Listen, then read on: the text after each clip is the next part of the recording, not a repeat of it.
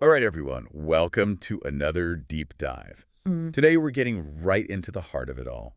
The public service. You ever get that feeling? Like you're trying to make a real difference for Canadians, but it's Yeah. like you're stuck in this maze of departments and policies and procedures. Yeah, I know exactly what you mean. It's not just about the coffee either, though the coffee doesn't help. No, it really doesn't. There's actually some interesting research on this. Michael Vernick. Oh, yeah, I've heard of him. He's the Jaroslawski Chair in Public Sector Management at the University of Ottawa. And he wrote this article. It's called Nine Fault Lines and Seams Within the Federal Public Service. Okay, fault lines. That's an interesting way to put it. Yeah, so he's basically saying that the public service, it's not this well-oiled, perfectly running machine. Instead, it has these cracks, Yeah. these fault lines that shape how things actually work. Like that analogy. Yeah, and the thing is, by understanding these cracks, these fault lines, we can work with them. We can maybe even use them to our advantage Yeah. and ultimately be more effective in serving Canadians. Okay, I am on board. Let's unpack these fault lines. What's the first one? So the first one Wernick talks about is organizations and entities. Okay, so like the different departments and agencies. Exactly. And get this. There are over 300 different organizations in the federal public service. 300. Seriously. It's mind-boggling, isn't it? I had no idea. And here's the thing. Either one has its own little world. Its own what? Its own culture, its own bosses, its own way of doing things. So sometimes working across departments, it can feel like you're suddenly speaking a different language. Oh, tell me about it. I swear, every time I try to get information from another department, it's like, Pulling teeth. exactly. That right there is the fault line in action. It's not necessarily anyone's fault. It's just the system we're working in. Okay, so how do we overcome that? Well, recognizing it is the first step. So Yeah. instead of getting frustrated, maybe try reaching out to someone in that other department beforehand, informally. Just building that connection. Building relationships. Exactly, because sometimes Hmm. just understanding their way of doing things can make the whole process so much smoother. Ooh, sneaky. I like it. It's about being savvy, working the system to ultimately benefit Canadians. I'm all about that. Yeah. Okay, what's the next fault line? All right, so the next one is a big one, especially for folks outside of Ottawa. Uh-oh. I think I know where this is going. Headquarters versus regions. Yeah. There it is. This is a classic, and for good reason. Yeah, I mean, 60% of the public service is actually outside the national capital region. Exactly, 60%. Yet so many policy decisions are made in Ottawa, far away from the realities on the ground.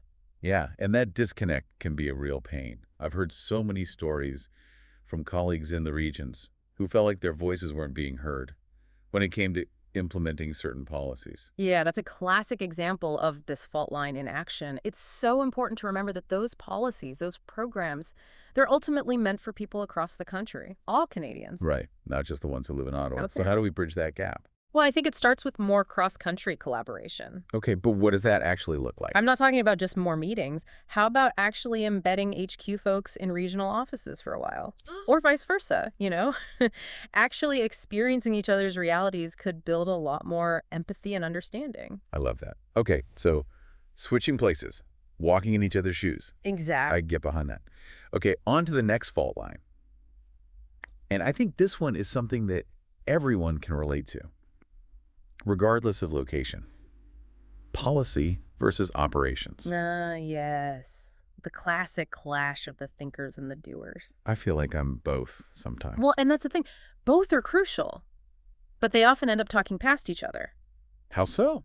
Well, the policy folks, they might come up with what they think is a brilliant new program, but then it hits the ground. And the folks in operations are like, hold on, that's not going to work Like, because... we're the ones who actually have to make it happen. Exactly. And on the flip side, I can see how operations can get so caught up in the day-to-day that they might seem resistant to new ideas or changes coming from policy. It's a delicate balance. It really is. Yeah. So how do we bridge this one?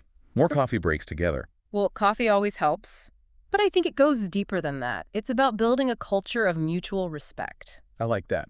Policy folks need to actively seek out the input of those in operations, not just at the beginning, but throughout the whole process. Makes sense. And those in operations, they need to feel empowered to speak up, to point out potential problems, and even suggest improvements. So it's almost like switching roles for a bit, shadowing each other to see what the other side actually deals with day to They're day. getting it. The more we understand each other's worlds, the better we can work together.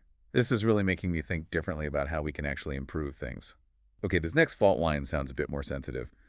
Job security casts. Yeah, this one's a bit tricky. So what is it all about? Basically, it's about how we have this hierarchy in the public service based on who has the most job security. And it's not always fair. Okay, so break it down for me. So you've got your indeterminate employees, the ones with permanent positions. They're often the more experienced folks, Right. mainly closer to retirement. Right. Then there are the term employees, often younger, Yeah.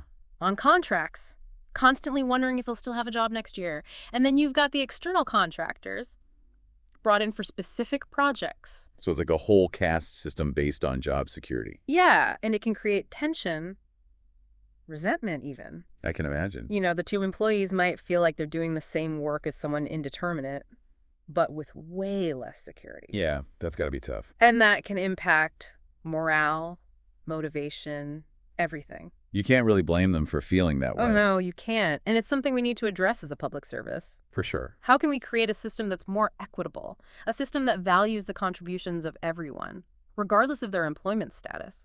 That's the million-dollar question. Okay, so on to fault line number 5. And this one sounds like it's all about specialization, professions, trades, and communities of practice.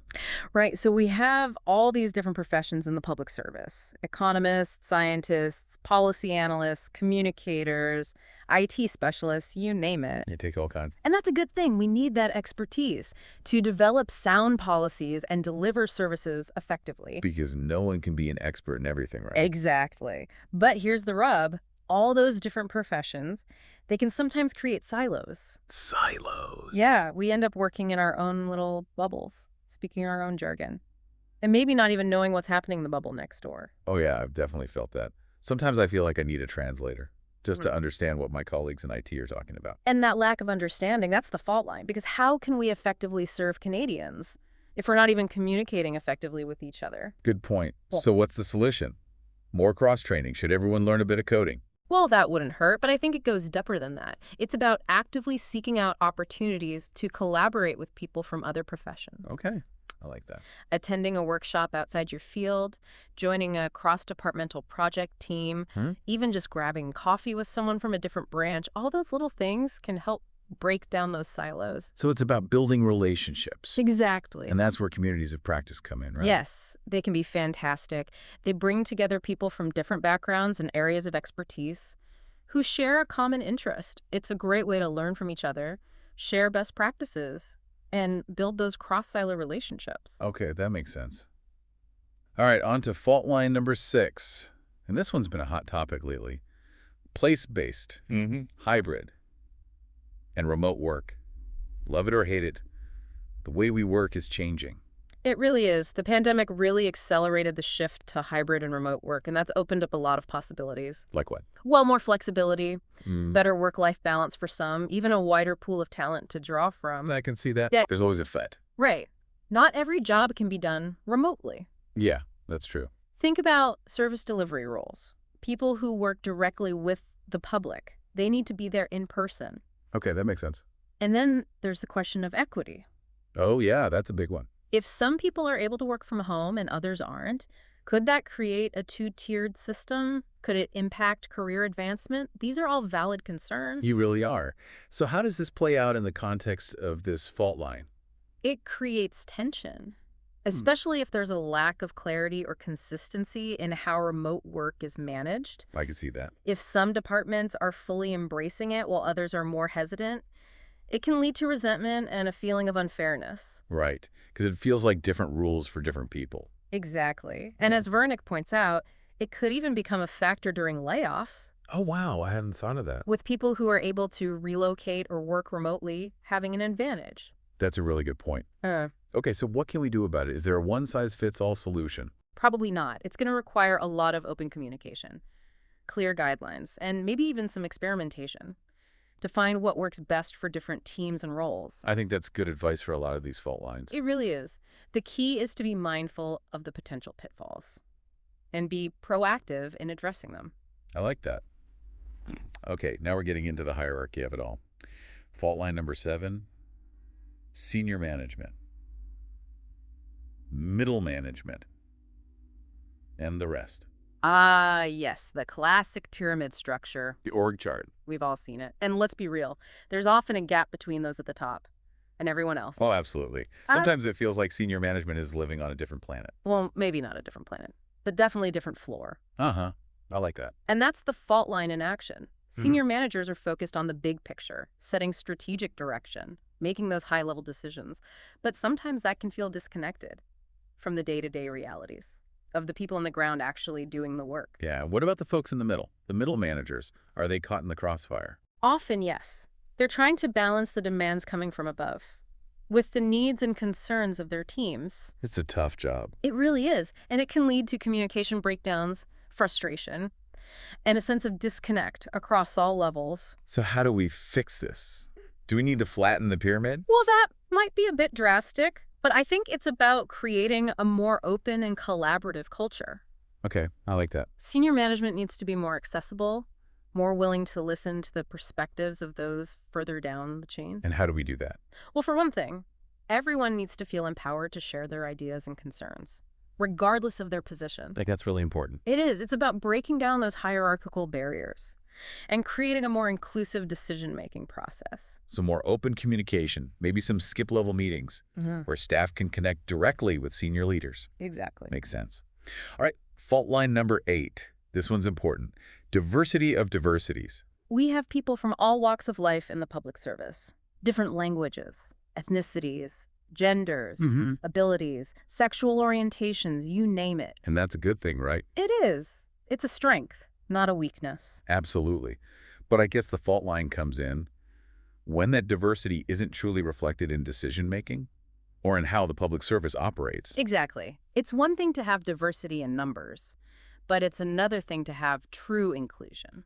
So what does that look like? It means asking ourselves some tough questions. Are everyone's voices being heard? Are we actively seeking out different perspectives? Are we creating a workplace where everyone feels valued and respected? Those are great questions. Because it's not just about fairness, it's about effectiveness. Right. If we're not tapping into the full range of experiences and perspectives that our workforce represents, we're missing out on valuable insights and solutions. You hit the nail on the head. Diversity of thought.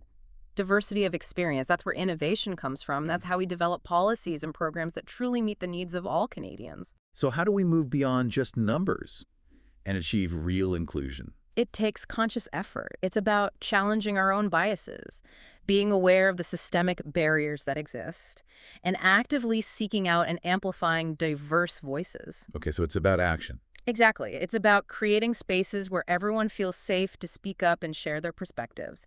It's about making sure that everyone, regardless of their background, has the opportunity to succeed and contribute to their fullest potential. It sounds like a lot of work. It is, but it's essential work. It's about creating a public service that truly reflects the diverse population we serve. All right, I'm convinced. Okay, final fault line. And this one's relevant for everyone, no matter what level you're at. Generations in age. Ah, yes.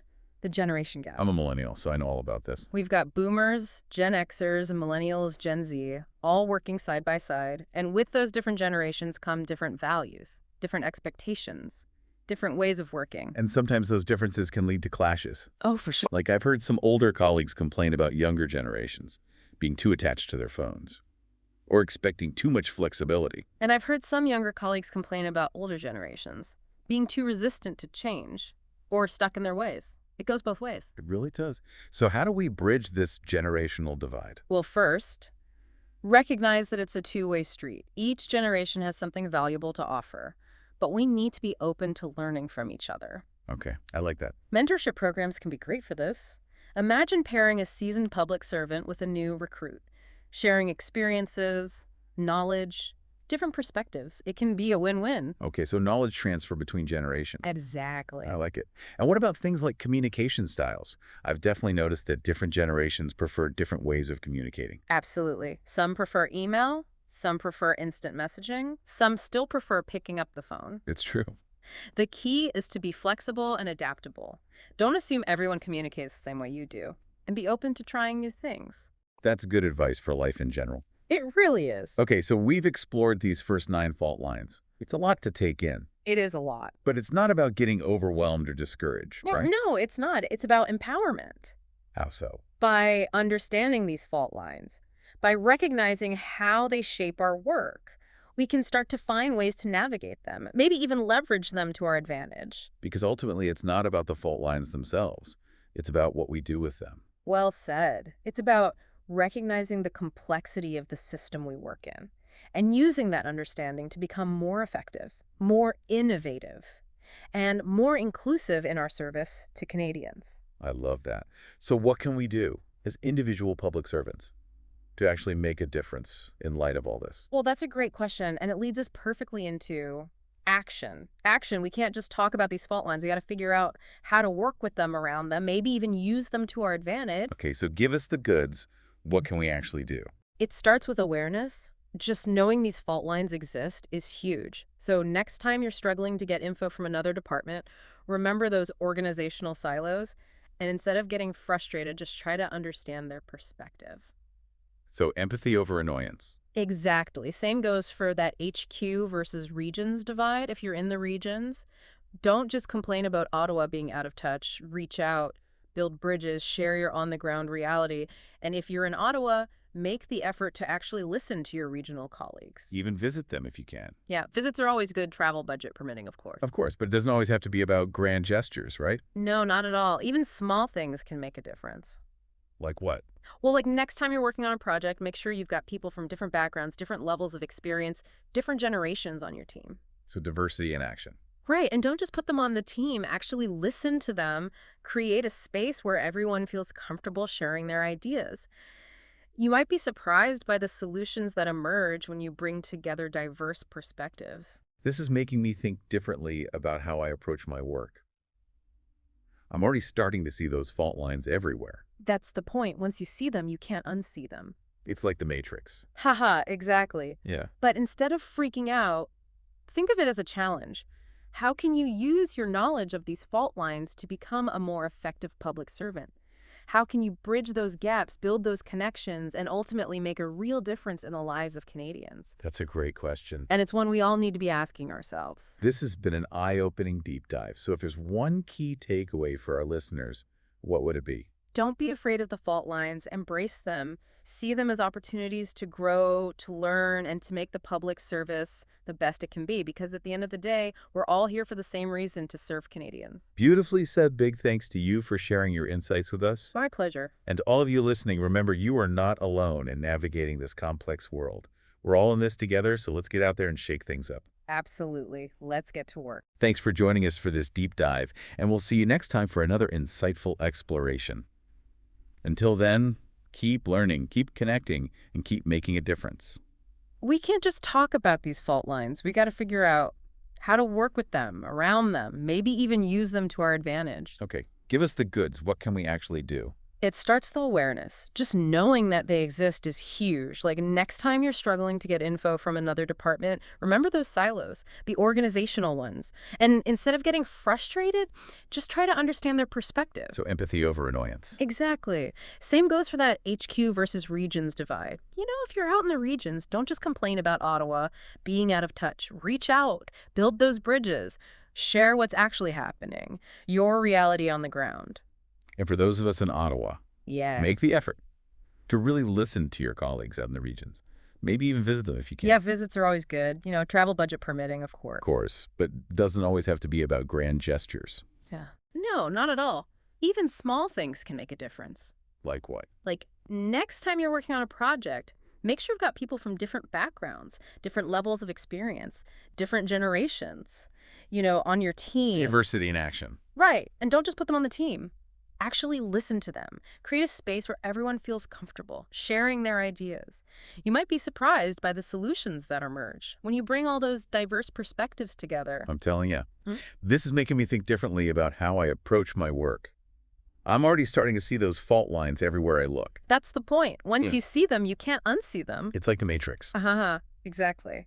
But instead of freaking out, think of it as a challenge. How can you use your knowledge of these fault lines to become a more effective public servant? How can you bridge those gaps, build those connections, and ultimately make a real difference in the lives of Canadians? That's a great question. And it's one we all need to be asking ourselves. This has been an eye-opening deep dive. So if there's one key takeaway for our listeners, what would it be? Don't be afraid of the fault lines. Embrace them. See them as opportunities to grow, to learn, and to make the public service the best it can be. Because at the end of the day, we're all here for the same reason, to serve Canadians. Beautifully said. A big thanks to you for sharing your insights with us today. It was my pleasure. And to all of you listening, remember you are not alone in navigating this complex world. We're all in this together.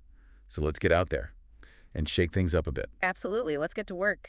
Thanks for joining us for this deep dive, and we'll see you next time for another insightful exploration. Until then, keep learning, keep connecting, and keep making a difference.